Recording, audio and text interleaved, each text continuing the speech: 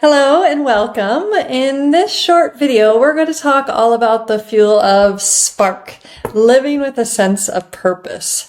So I'm going to keep this video very brief for you, but feel free to pause the video, rewind, put in 1.2, whatever works for you, and also take notes, okay?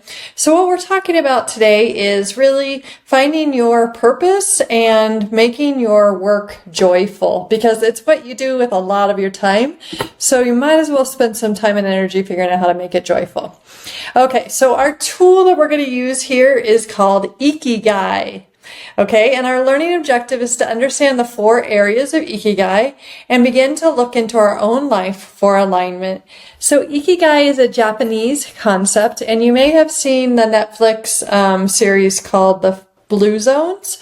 But the concept is that there's 4 areas that we want to have intersect, and in the middle of that Venn diagram, which you'll see in the practice time today, is your Ikigai. So it's what you love, what you're good at, what you'll make money doing, and what the world needs. And where those intersect, that's called your Ikigai. And that gives you a sense of purpose, okay?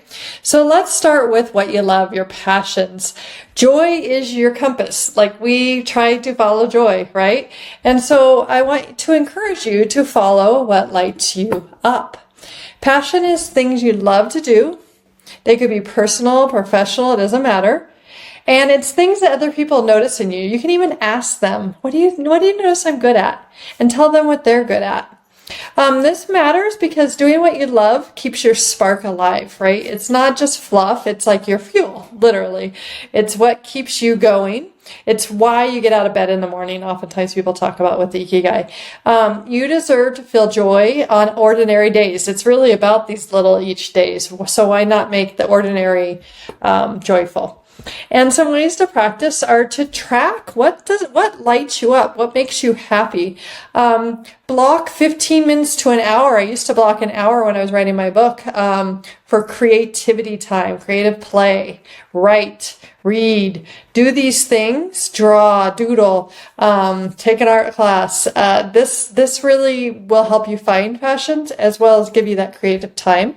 And try journaling about, what did I lose time doing last week? So sometimes we get lost in our passions. So what did you do more than you expected last week?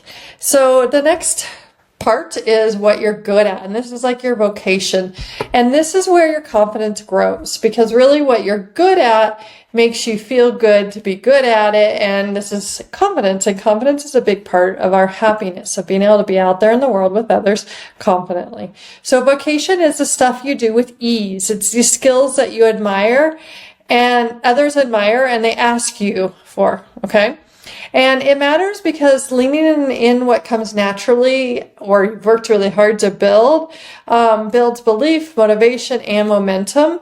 And some ways to practice are to list what feels easy for you, reflect on compliments you get from people, and journal, what would I teach someone without overthinking it? Well, what could I just tell somebody a lot about right now?